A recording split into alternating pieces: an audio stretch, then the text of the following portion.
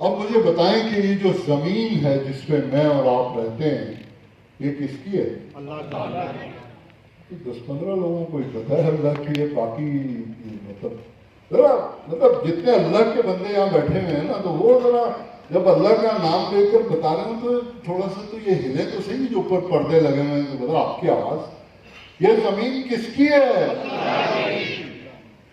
اس پہ جتنے انسان اور بندے رہتے ہیں یہ کس کے بندے ہیں؟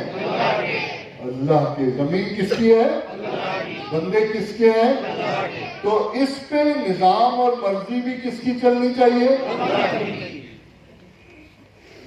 امجد بھائی کا گھر ہے، گھر کے لوگ ان کے ہیں، اور یہ اس پہ اپنی مرضی چلاتے ہیں، اپنے گھر کے نظام کو اپنی مرضی کے مطابق چلاتے ہیں۔ یہ زمین آپ نے کہہ رہے ہیں آپ سب کے اللہ کی ہے، یہ بندے کس کے ہیں؟ اللہ کے ہیں، تو اس پہ نظام بھی کس کا چلنا چاہیے؟ اللہ کا چلنا چاہیے۔ تو کیا اللہ کا نظام اس زمین پر چل رہا ہے؟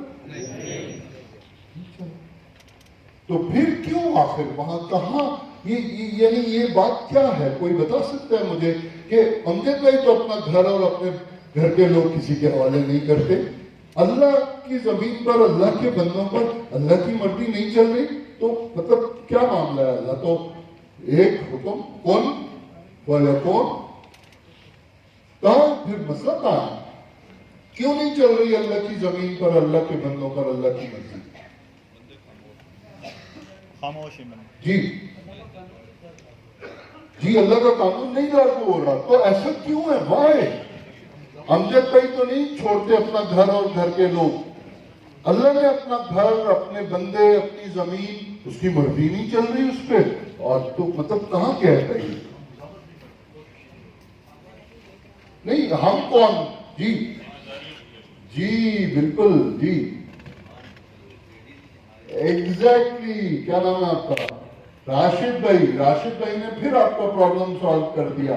وہ کہہ رہے ہیں جے ڈیز ہی پوری نہیں کر رہے آپ لوگ اپنی، اللہ تو ایک حکم کن فیکون سے اپنا کام کروا لے گا، وہ اس کا مسئلہ نہیں ہے، اس کے پاس تو اتھارٹی ہے، لیکن وہ کہہ رہے کہ پھر میں عبد الباسط کو کس خوشی میں جنت دوں بھائی؟ جے ڈیز تو اس کی شامل تھی نا، یہ کام کرے تو اسے معاوضہ دوں نا، تو یہ اس نے ہماری رسپانسبلٹی پہ ڈالا تھا، ہماری ذمہ داری تھی، میری اور آپ کی، جنہوں نے وہ کلمہ ایکسپٹ کیا تھا، قبول کیا تھا اور اشہد ان لا الہ الا اللہ کہہ کر سائن کیا تھا، ان کی لیڈیز میں ہے کہ وہ حق کی گواہی دیں گے، لوگوں کے سامنے حق کی گواہی دیں گے، کیا کہ یہ زمین کس کی ہے؟ مزہ نہیں آ رہا، یہ زمین کس کی ہے؟ یہ بندے کس کے ہیں؟ تو اس پہ نظام بھی کس کا چلنا چاہیے؟ تو اللہ کشمیریوں کا انتظار کر رہا ہے، اللہ آپ سب کا منتظر ہے، پنڈی میں رہنے والوں اللہ آپ کا منتظر ہے، وہ بہت محبت کرتا ہے آپ سے، اس لیے وہ فوراً سزا نہیں دیتا، کہتا میرے پیارے ہیں آ جائیں گے، کرنے لگ جائیں گے، ان کو کسی نے بتایا نہیں نا، وہ ہمیں موقع پہ موقع دے رہا ہے محسن صاحب، وہ ہمیں کہہ رہا ہے کہ یہ آ جائیں گے، کہاں جائیں گے؟ میرے بہت عزیز بھائیوں، یہ وہ باٹم لائن ہے، اللہ ہماری طرف دیکھ رہا ہے کہ میرے حق میں گواہی دو، اور جماعت اسلامی کے قیام کا اس کے سوا کوئی مقصد نہیں ہے، یقین کریں لوگ آپ سے ووٹ مانگتے ہیں، نوٹ مانگتے ہیں، سپورٹ مانگتے ہیں، اور اس کے نتیجے میں اپنا کچھ بنا لیتے ہیں، اسلامی حد تک اپنا کچھ نہیں بنا سکے، سراج الحق صاحب وہی اسی گھر میں رہتے ہیں، آپ نے وہ جیو ٹی وی پہ ان کا پروگرام سنا ہو، ان سے پہلے منور حسن صاحب کو ہم کراچی میں جانتے تھے، کچھ اس سے پہلے کہیں کسی نے کچھ بتایا ہی نہیں اپنا، بس ایک ہی بات آپ سے کہتے ہیں کہ لوگوں یہ بندے کس کے ہیں؟ یہ زمین کس کی ہے؟ تو اس پہ نظام بھی کس کا چلنا چاہیے، اور یہ تمہاری ذمہ داری ہے، یعنی ہم تو صرف یاد دہانی کروا رہے ہیں، بتا رہے ہیں، یہ تمہاری ذمہ داری ہے، تمہاری جے ڈیز میں شامل ہے، تم نے سائن کیا ہے، اشہد ان لا الہ الا اللہ، سائن کیا ہے، تمہاری جے ڈیز میں ہے کہ حق کی گواہی دو گے اللہ کی، اللہ کے حق میں گواہی دو گے کہ فرد تک پہنچو گے اور اسے کہو گے کیا کہو گے؟ حق کی گواہی کیا ہے؟ حق کی گواہی کیا ہے کہ یہ زمین کس کی ہے؟ یہ بندے کس کے ہیں؟ تو اس پہ نظام اور مرضی بھی کس کی چلنی چاہیے؟ جماعت اسلامی کا اس کے سوا کوئی مقصد نہیں. واجد بھائی بیٹھے ہیں، پوچھ لیں، کچھ نہیں چاہیے اور اس دنیا میں کچھ نہیں. یہ واحد سنگل لائن ایجنڈا ہے. باقی انسانوں کی جماعت ہے، اس کی خامیاں خوبیاں انسانوں والی ہیں، وہ ساری اپنی جگہ الگ بات ہے. آبجیکٹو دستور میں یہ لکھا ہوا ہے کلمہ شہادت بالکل کلیئرلی، کسی تکلف کے بغیر. میرے عزیزو، یہ وہ حق کی گواہی کی ذمہ داری ہے کہ جو ذمہ داری پوری کرنا ہمارا، اور اس کا فائدہ ہمیں ہی ہے. دیکھیں ایک چھوٹی سی مثال آپ کو، اور آج کل کیا پیٹرول کا ریٹ چل رہا ہے؟ فیول کا کچھ کم تو کیا تھا پچھلے دنوں، لیکن کیا ہے آج کل؟ جی 268 268. اچھا ابھی 13-14 روپے شاید کل کم کیے. اگر سارے علماء کرام مل کر پاکستان میں سارے مکاتب فکر مسجد نبوی اور مسجد حرام کے اور مسجد اقصی کے امام صاحب اس پہ سائن کر دیں کہ کل سے، دیکھیں پیٹرول کی قیمت کی وجہ سے آپ کو پتا ہے نا سارا سسٹم بگڑ جاتا ہے، مہنگائی ہو جاتی ہے، بڑی مصیبتیں ہوتی ہیں. وہ سائن کر کے ایک آرڈر جاری کریں، ایک فتویٰ جاری کریں کہ کل سے پاکستان میں پیٹرول کی قیمت ہوگی 5 روپے لیٹر. ہو جائے گی؟ نہیں ہوگی. آپ کیسے لوگ ہیں؟ اتنے بڑے بڑے علماء کرام کی بات کر رہا ہوں میں، اور مسجد حرام کے امام کی بات کر رہا ہوں، اور مطلب نہیں ہوں گے؟ نہیں ہوگی. سارے اس پہ متفق ہیں کہ نہیں ہوں گے. لیکن ایک وہ آدمی کاکڑ جس کو ڈھنگ سے کوئی جانتا بھی نہیں تھا وزیر اعظم بننے سے پہلی دفعہ تصویری میں نے تو اس کی اس وقت دیکھی کہ اچھا یار یہ وہ ہمارا، اگر وہ ایک آرڈر جاری کر دے کہ کل سے پیٹرول 5 روپے لیٹر ہوگا تو ہو جائے گا. لا حول ولا قوت الا باللہ. کیسے لوگ ہیں یار علماء کرام کے بارے میں اور اتنے نیک اور بھلے لوگوں کے بارے میں آپ لوگ کہہ رہے ہیں نہیں ہوگا، اور وہ مطلب اس کو کوئی جانتا نہیں تھا، اس کے حکم سے ہو جائے گا. کیوں؟ آواز نہیں آئی. پاور اس کے پاس ہے، اس کے قلم میں طاقت ہے، اور ہمارے علماء کرام بیچارے خواہش کے باوجود بھی چاہیں تو وہ بھی کچھ نہیں کر سکتے. اس لیے پاور ضروری ہے، اس لیے طاقت اور قوت ایسے لوگوں کے ہاتھ میں آنا ضروری ہے جو اللہ کی زمین پر اللہ کے بندوں پر اللہ کی مرضی چلانے کی کوشش کریں. میرے عزیزو، یہ وہ حق ہے جس کو ہم چاہتے ہیں کہ آپ تک بھی پہنچے اور ہر ایک تک پہنچے، کہ یہ سیٹ آف ریسپانسبلٹیز ہے. سب سے امپورٹنٹ بات ہے، قرآن کہتا ہے هو الذی ارسل رسولہ بالہدی ودین الحق لیظہرہ علی الدین کلہ. هو الذی ارسل رسولہ، اللہ کہتا ہے میں بتاؤں گا نا کہ میں نے رسول کیوں بھیجے، تو میں کہہ رہا ہوں کہ میں نے اس رسول کو اس لیے بھیجا لِيُظْهِرَهُ عَلَى الدِّينِ كُلِّهِ، کہ جتنے سسٹم آف لائف دنیا میں چل رہے تھے ان سب کو شکست دے کر ہرا کر میرے نظام کو سب پر غالب کر دے. یہ وہ آبجیکٹو تھا، سنگل لائن ایجنڈا جس پر میں نے رسول کو بھیجا. کون کہہ رہا ہے؟ اللہ کہہ رہا ہے. میں نہیں کہہ رہا، کوئی عالم دین کچھ اور. اللہ خود آبجیکٹو بیان کر رہا ہے. تو میرے عزیزو، اس حق کو لوگوں تک پیش کرتے رہنے کا کام وہ رسپانسبلٹی ہے. اچھا یہ رسپانسبلٹی ہم پر کس نے لگائی ہے؟ مولانا مودودی رحمۃ اللہ علیہ. نہیں، یہ مطلب انہی کی تقریر پڑھ رہے ہیں نا ابھی. میں نے آپ کو بتایا کہ ان کی اسپیچ مولانا مودودی نے یہ ذمہ داری لگائی ہے نا. جن لوگوں کا خیال ہے کہ نہیں وہ ذرا ہاتھ سے اشارہ کر دیں، نہیں لگائی انہوں نے، تو پھر یہ ذمہ داری کس نے لگائی ہے ہم پر؟ اللہ نے. آئیے وہ آیات پڑھتے ہیں جہاں اللہ آپ سے مخاطب ہے، آپ سب سے مخاطب ہے، کشمیریوں سے مخاطب ہے. میرے عزیزو، اللہ قرآن میں کہتا ہے، سورہ بقرہ 143 آیت سب پڑھیں گے ذرا پلیز. آج لائف چینجنگ بات آئی ہے، زندگی بدل دیں گی آیات میری اور آپ کی انشاءاللہ. جی پڑھیں گے.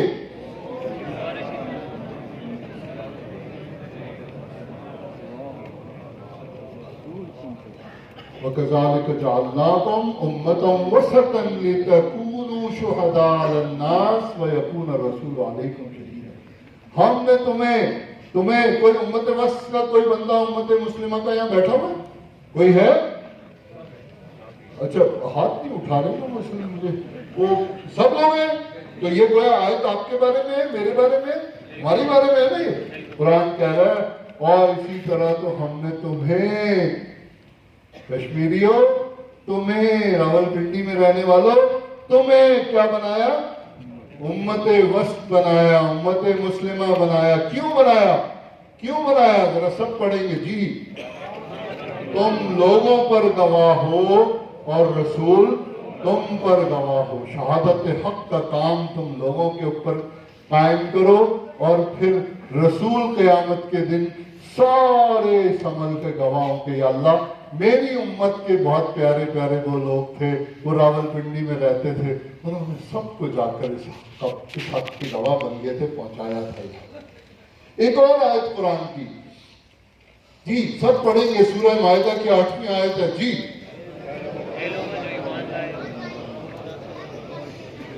یا ایھا الذین آمنوا کونوا قوامین للہ شہداء بالقسط. اے لوگوں جو ایمان لائے ہو، یہاں ایمان لانے والے ہیں نا، آپ سے اور میرے سے آپ کا رب مخاطب ہے. اللہ تعالیٰ کہہ رہے ہیں خدا کے واسطے حق کی گواہی. راستی اردو کا لفظ ہے، اس کا مطلب حق، اس کا متبادل لفظ ہے حق. حق کی گواہی دینے والے بنو. اللہ آپ کو آرڈر دے رہے ہیں، مجھے حکم دے رہے ہیں. اللہ تعالیٰ مشورہ نہیں دے رہے، سجیسٹ نہیں کر رہے ہیں کہ اگر کر لو تو تمہاری مرضی، اگر ہو جائے تو اچھی بات ہے. نو آرڈر. جو لوگ عربی جانتے ہیں وہ جانتے ہیں کونوا قوامین للہ، اللہ کے لیے کھڑے ہونے والے بنو، حق کی گواہی دینے والے بنو. ایک اور آیت جی اس شخص سے بڑھ کر ظالم کون ہوگا جس کے پاس اللہ کی طرف سے گواہی ہو اور وہ اسے چھپائے. سورہ بقرہ کی 140ویں آیت ہے. اس شخص سے بڑھ کر فمن اظلم ممن کتم شہادۃ عنده من اللہ. اس شخص سے بڑھ کر ظالم کون ہوگا کہ جس کے پاس ایک بات تھی، ایک میسج تھا، اس کو اسائن کیا گیا تھا، اس کی JDs میں شامل تھا، اس نے خود ایکسپٹ کیا تھا کہ اللہ میں یہ کام کروں گا، اور وہ اس کو چھپا کر گیا. اسے اللہ ظالم قرار دے گا. اسے نہیں پہنچایا. ایک اور آیت، ہم سے پہلے یہ ٹاسک کس کو دیا گیا تھا؟ امت مسلمہ سے پہلے کون امت مسلمہ تھی؟ ہماری والی. اللہ کے رسول صلی اللہ علیہ وسلم سے پہلے امت مسلمہ کون تھی؟ یہودی. انہوں نے یہ کام نہیں کیا تو کیا ہوا؟ قرآن کہتا ہے سورہ بقرہ 61ویں آیت ہے ضربت علیہم الذلۃ والمسکنۃ وباؤوا بغضب من اللہ. ذلت و خواری، پستی اور بدحالی ان پر مسلط کر دی گئی اور وہ اللہ کے عذاب میں گھر گئے. یہ عبدالراشد یہ بات تو یہودیوں کی ہے بیٹے، یہ اللہ نے آپ کے قرآن میں کیوں لکھ دی؟ قرآن تو آپ کی کتاب ہے، تو یہ اس میں کیوں آیا؟ مثال کیوں دے رہے ہیں اللہ ہمیں؟ عبدالباسط کو علی کو کیوں مثال دے رہے ہیں؟ یہ عبد الرحمان کو کیوں مثال دے رہے ہیں؟ علامہ ارشد کو کیوں مثال دے رہے ہیں؟ بھئی یہ پرانی بات ہے نا، یہ تو پچھلوں کی بات ہے. جی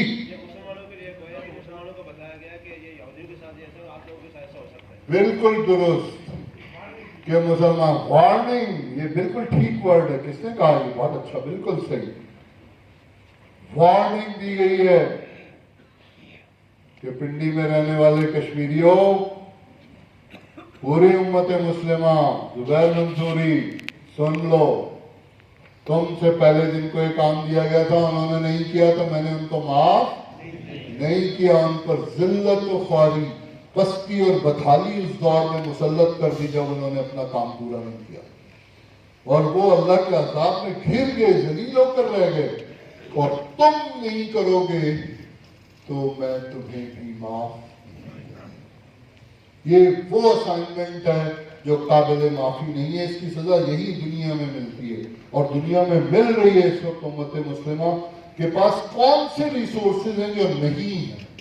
یعنی امت چاہے تو فلسطین کے ایشو پر جام کے رکھ دے پوری دنیا کو، وہ ایک صرف چھوٹے سے یمن کے چند باغیوں نے، جن کو ہم کہتے تھے یار یہ پتہ نہیں کیا سر کا درد ہے، کیوں مسئلہ کھڑا، انہوں نے نت ڈال کے رکھ دی اتنے سے ذرا سے سمندر کے۔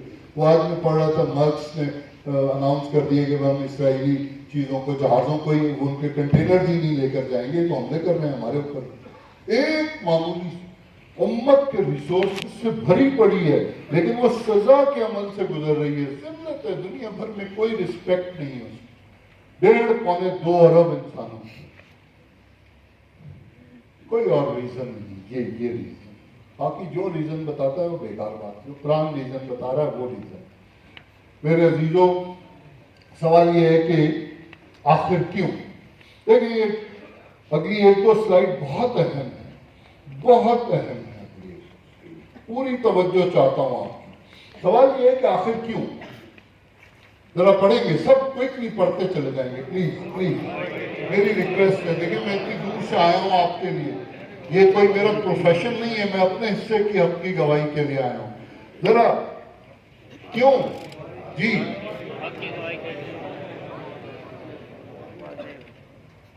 اتنے بڑے پیمانے پر انبیاء کو بھیجا گیا اسی کام کے لیے، کیوں؟ 1.5 ارب انسانوں کی پوری امت مسلمہ کو اسی ٹاسک پر لگا دیا، یہی ان کی جیڈی بنا دی گئی۔ آخر کیوں؟ کیا خاص بات ہے اس کام میں؟ کیا اہمیت ہے اس بات کی؟ اور یہ فرض پورا نہ کرنے پر یہودیوں کو سخت اور صدیوں پر محیط سزا دی، معاف نہیں کیا اللہ نے۔ اللہ جو معاف کر دیتا، معاف نہیں کیا، کیوں؟ آخر کیوں؟ میرے عزیزوں، جو آگے والی بات آ رہی ہے نا، یہ بس ٹرننگ پوائنٹ۔ آج یا تو بات سمجھ میں آ جائے گی، یا بس پھر اس کے بعد قرآن کی ان آیات اور احادیث کے بعد بس پھر کوئی بات بچے گی نہیں۔ ہماری مرضی ہے پھر اگر ہم پھر بھی نہ بدلے تو۔ اس لیے کہ دیکھیں بہت اہم بات ہے، کیوں آخر آپ کو یہ ٹاسک دیا گیا؟ کیوں یہودیوں کو معاف نہیں کیا گیا؟ کیوں اتنے رسول بھیجے گئے اس کام کے لیے؟ کیوں؟ تو اس کا جواب یہ ہے، اور یہ بھی قرآن کی ایک آیت کی روشنی میں ہے، کہ ساری انسانیت کی کامیابی اور ناکامی، جنت اور دوزخ کا دار و مدار اس گواہی پر ہے کہ ان تک حق پہنچا نہیں۔ دیکھیں میں ایک چھوٹی سی مثال تھوڑی دیر کے لیے فرض کر لیں، ہم سب یہ کلاس روم ہے نا، آپ آخری بار کلاس روم میں کب بیٹھے ہوں؟ دور طالب علمی میں اپنے کب، کس سن میں آخری بار کلاس روم میں بیٹھے تھے؟ پھر بس جی 2005 میں 2005 میں آخر، آج پھر ہم نے سب کو کلاس روم بنا دیا، یہ کلاس روم میں بیٹھے ہوئے آپ سب میں، اور ہمارے استاد ہیں مولانا مودودی رحمۃ اللہ علیہ، ان سے ہم سیکھ رہے ہیں، میں بھی آپ کی۔ تو اور فی الحال اس وقت میں آپ کے سامنے موجود ہوں ایک بتانے والے کے طور پر۔ تو میں فرض کریں استاد کلاس میں نہیں ہے تو کلاس کا کیا حال ہوتا ہے؟ کہ بہت سارے اسٹوڈنٹس بھی، نوجوان بھی بیٹھے ہیں، وہ ذرا صحیح بتا سکتے ہیں۔ تھوڑی دیر کے لیے فرض کریں گے یہ اس کلاس کے اندر ٹیچر نہیں ہے، تو اس کلاس کیا کر رہی ہوگی؟ ذرا وہ کر کے دکھائیں، میں سمجھے نہیں، میں نے منہ ادھر کر دیا۔ جی اتنے شریف بچے تو نہیں ہوتے کلاس کے اندر یار، ذرا بیٹا کر کے دکھاؤ نا، مطلب تھوڑا جی کیا ہو رہا ہوتا ہے؟ ہاں سمجھے، میں نہیں ہوں، سمجھے، ہاں بالکل۔ وہ دیکھیں، ہاں یہ ایک نے ہمت کی ہے، باقی سب ڈر رہے ہیں، شریف الدین شریف بن کے بیٹھے ہوئے ہیں۔ ذرا کر کے دکھائیں کیا ہوتا ہے؟ اچھا شور ہی کر کے دکھا دیں یار، اتنے شریف طالب علم تو نہیں ہوتے جتنے آپ لوگ اس وقت بنے ہوئے ہیں۔ بالکل ٹھیک ہے، شور، طوفان بدتمیزی، کوئی کسی کی ٹوپی اچھال رہا ہے، کوئی بکس گھسیٹ رہا ہے ادھر، کوئی تھپڑ مار رہا ہے، کوئی بینچ کے اوپر چڑھ کے بیٹھ گیا ہے، تو یہ حال ہو رہا ہوتا ہے کلاس کا۔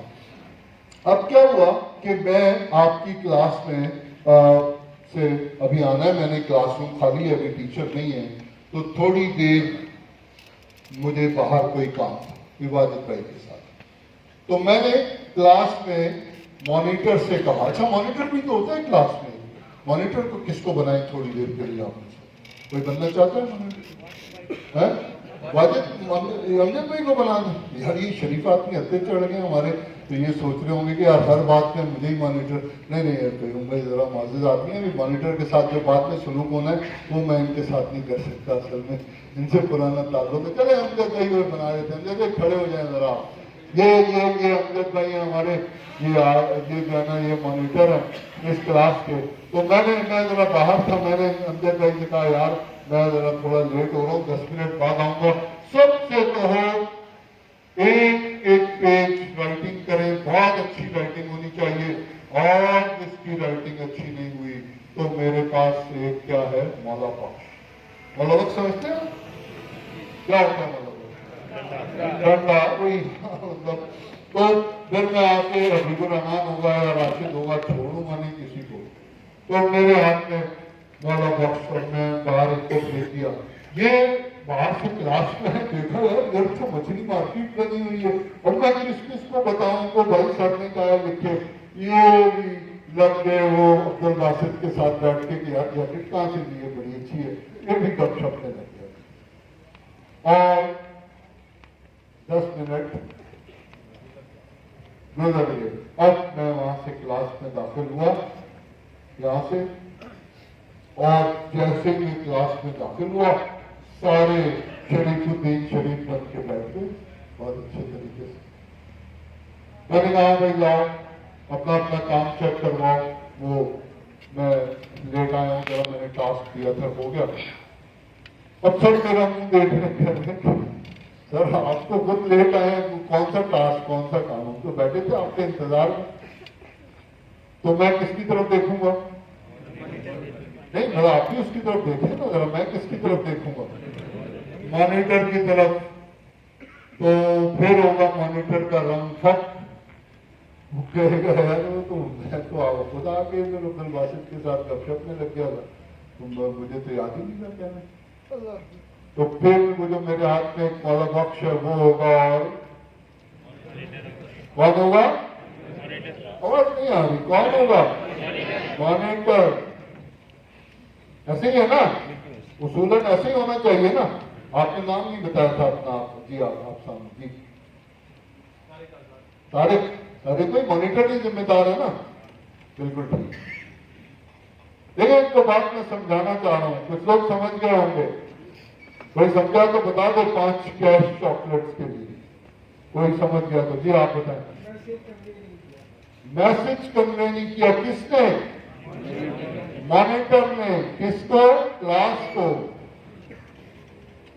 फिर अजीजों, बहुत प्यारे भाइयों और दोस्तों बुजुर्गों, ये दुनिया और इसके सारे इंसान एक क्लासरूम के अंदर है, और उम्मत मुस्लिमा को अल्लाह ने इनका मॉनिटर बनाया है, और अल्लाह ने उनको एक मैसेज दिया है कि जाओ इन तक हक पहुंचा दो,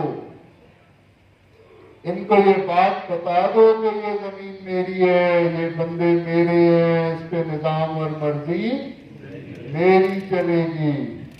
और मॉनिटर यहाँ आकर बिजनेस में लग गया है, नौकरी में लग गया है, काम काज में लग गया है, मसरूफ हो गया, और पूरी क्लास भी इसी में लगी हुई है। एक दिन अचानक इस्राइल अलैहिस्सलाम आएंगे और यहां से आकर कान पकड़ेंगे जिस दिन मेरा और आपका, और हम मुड़कर उन्हें देखेंगे। उस दिन पता चलेगा, हमें सबक याद आ जाएगा कि ओ भाई तुम्हें किस काम के लिए भेजा गया था, क्या कर रहे थे राशिद साहब, किन चक्करों में पड़ गए थे। और फिर हमारे पास कहने के लिए इस वक्त है मेरे और आपके पास, ये वो राइट टाइम है कि अगर हम इस बात को समझ लेंगे जिस टास्क के लिए हमें भेजा गया है, कि कल सारी इंसानियत से पूछा जाना है, और ये उम्मत मुस्लिम के लिए गवाह बनकर खड़ी होगी, ये विटनेस होगी कि अल्लाह हमने इन तक हक पहुंचा दिया, अब भी इनका काम था, और अगर नहीं पहुंचा होगा तो बस फिर बात खराब। कुरान इस बात को यूं बयान करता है, सूरह निसा 165 में आए, کہ یہ سارے رسول خوشخبری دینے والے اور ڈرانے والے بنا کر بھیجے گئے تاکہ ان کو مبعوث کر دینے کے بعد لوگوں کے پاس اللہ پر کوئی حجت باقی نہ رہے. کل کوئی یہ نہ کہہ سکے کہ یا اللہ مجھے تو پتہ ہی نہیں. کوئی نہ یہ کہہ سکے. میرے عزیزوں، یہ قرآن کی آیات ہیں.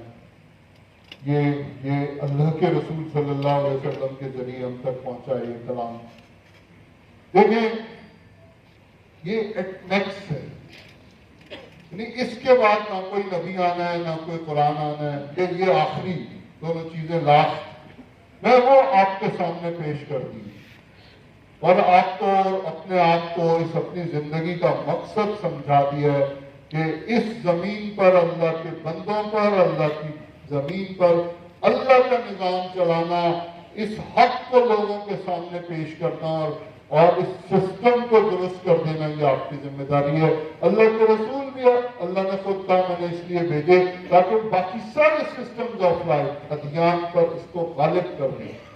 یہ بات آج جتنے اچھے لفظوں میں ممکن تھا، جو ٹوٹی پھوٹی آدھی پونی صلاحیت میرے پاس تھی وہ میں نے آپ کی خدمت میں پیش کی. اس پر مجھے کوئی آپ سے بدلہ، کوئی معاوضہ نہ ان سے، یہ میرے حصے کا کام تھا، میں نے آپ کو پیش کیا. ایک آیت اور آپ کے سامنے رکھ کے پھر ہم اس گفتگو کے اگلے حصے میں داخل ہوں گے. میرے بہت پیارے بھائیوں اور دوستوں، قرآن ایک جگہ کہتا ہے کہ وَمَنْ أَعْرَضَ عَنْ ذِكْرِي فَإِنَّ لَهُ مَعِيشَةً ضَنْكًا وَنَحْشُرُهُ يَوْمَ الْقِيَامَةِ أَعْمَى قَالَ رَبِّ لِمَ حَشَرْتَنِي أَعْمَى وَقَدْ كُنْتَ بَصِيرًا قَالَ كَذَلِكَ أَتَتْكَ آيَاتُنَا فَنَسِيتَهَا وَكَذَلِكَ الْيَوْمَ تُنسَى. بہت سخت آیات میں سے ایک آیت قرآن جس نے میرے ذکر سے اعراض کرتا، اس کے سامنے میری آیات پیش کی گئی، آیات پیش کی گئی، میرا ذکر پیش کیا گیا، میری بات پیش کی گئی. اس نے نظر انداز کر دیا. اس نے کہا ہاں اچھا ایک پریزنٹیشن تھی، وہ ویسے دس دیتے ہیں مولوی صاحب، یہ کوئی صاحب تھے کھڑے ہو کر وہ ملٹی میڈیا میں اٹھ کے گیا، بھول گیا گھر جا کے، نظر انداز کر دیا. ہاں ٹھیک ہے بس. وَإِنَّ لَهُ مَعِيشَةً ضَنْكًا. تو پھر میں سب سے پہلی سزا تو یہ دوں گا اسے کہ اس کی زندگی دنیا کی تنگ کر دوں گا، اس کی معیشت معاش تنگ کر دوں گا، اس کی زندگی بے سکون بن جائے گی. وَنَحْشُرُهُ يَوْمَ الْقِيَامَةِ أَعْمَى. اور قیامت کے دن اس کو اندھا کر کے اٹھاؤں. وہ دنیا میں دیکھتا تھا، قال رب لم حشرتنی اعمی. اللہ اس کا اور اپنی کنورسیشن کر رہے ہیں قرآن میں. قال رب لم حشرتنی اعمی وقد كنت بصیرا. اے اللہ تو نے مجھے اندھا کیوں کر دیا؟ میں دیکھ نہیں پا رہا ہوں، مجھے کچھ نظر نہیں آ رہا. لم حشرتنی اعمی وقد كنت بصیرا، میں تو دیکھتا تھا دنیا میں. قال كذلك أتتك آياتي. تیرے پاس بھی تو میری آیات آئی تھی نا، تجھے کہیں کسی بہت خوبصورت ماحول میں بٹھا کر سمجھایا گیا تھا نا، بتایا گیا تھا نا، میری آیات پڑھ کے سنائی گئی تھی نا. تو نصیب ہاں تو اٹھو بھول گیا. وَكَذَلِكَ الْيَوْمَ تُنسَى. آج تجھے بھی بلا دیا.